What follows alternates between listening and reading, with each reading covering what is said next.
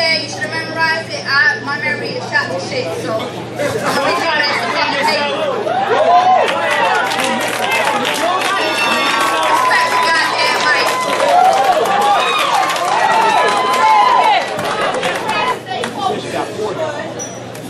No, I refuse to lose my peace of mind. But when will you take responsibility at the origin of your stress? The handful of bras getting on your fucking nerves, as you so eloquently put it, is you. You're failure to accept the reality that you're your own culprit. It is your lack that leads you that selfish asshole. That one that doesn't respond to dinner invites. Pick up the phone and return calls. That one that leaves me stranded at the door waiting. That one that dismisses broken promises so easily, even your truth is a lie. And eventually, over time, your actions will incite a bitch or nag, and you have the audacity to place the blame on us.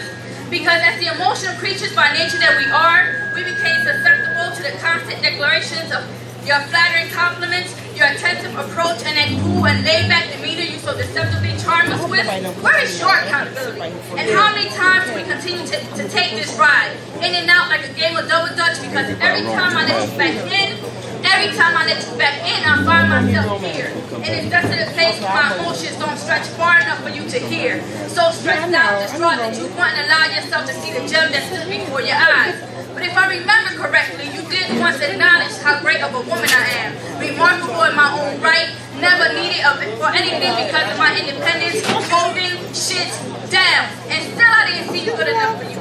Never measured up to claim me as your queen, despite I offered you all of me before your feet. Your rejection obliterated my soul. Confusion encompasses me day and night. Tears created riverbeds along the seams of my pillow. Head buried within the palms of my hand. Longing for answers I would never give responses to. Questioning my own womanhood, my worth. An emptiness so deep it seemed God almost got filled. But what was I to expect? A hood nigga, a hustler staying married to the streets.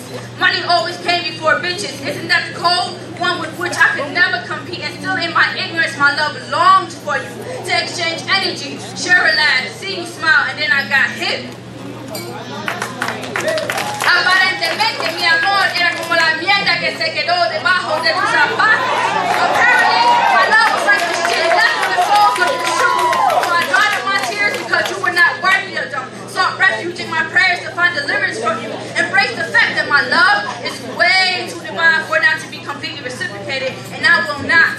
I cannot. I absolutely refuse to lose my peace of mind behind your lack of accountability.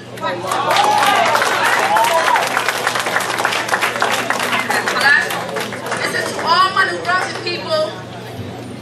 I don't think anybody from my hood is here, but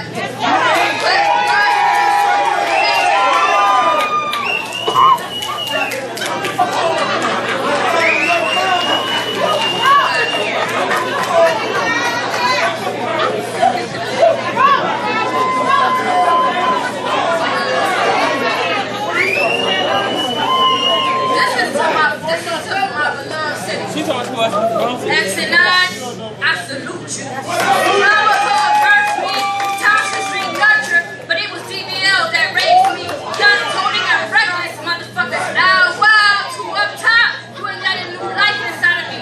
Resembling characters out of New Jack City and relaxing on you, my sister's keeper. Far from being kooky, itching for that next hit, but being able to cut up and bottle that yayo gave me a rush I couldn't resist. These would not throw whenever Popo was tearing down someone's door, wondering will mine be next for stashing those bundles or even those burners. But man, those were the days.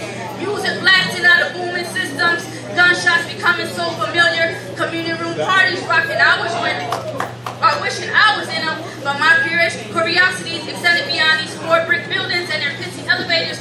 No disintended, pardon my expression. Pine Street became my second home for a couple of seasons. Shout out to all my reservoir niggas, but Reservoir Avenue seems to be where it was happening. Seaman Street or Handy is where you'll find me. Summer Split and Feasters Park. New Brunswick's home, showcasing the talents on the courts. Chilling, sitting back on the bleachers, trying to peep out who was pulling up the flyers rides. Sometimes hitchhiking trips on 18 to the flea market was a place to slide. A destination to lounge, to spot a new Charlotte or even a butt of leather. At times, a new outfit to get prepared for our exciting evening adventures. Exit 9's nightlife back then was always popping. Down under, 579, the Shack, Gold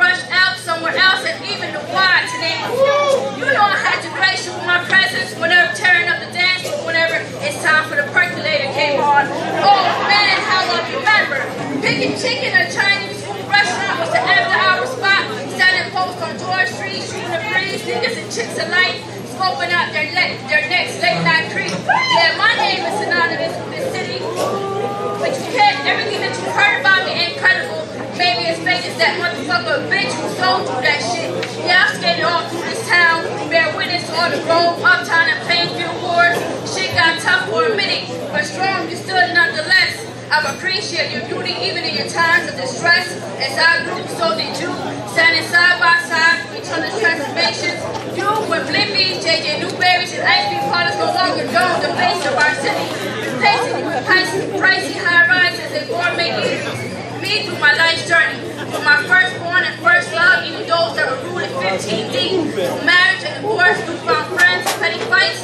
Despite all the come-ups and pitfalls, my love for you remains unfazed.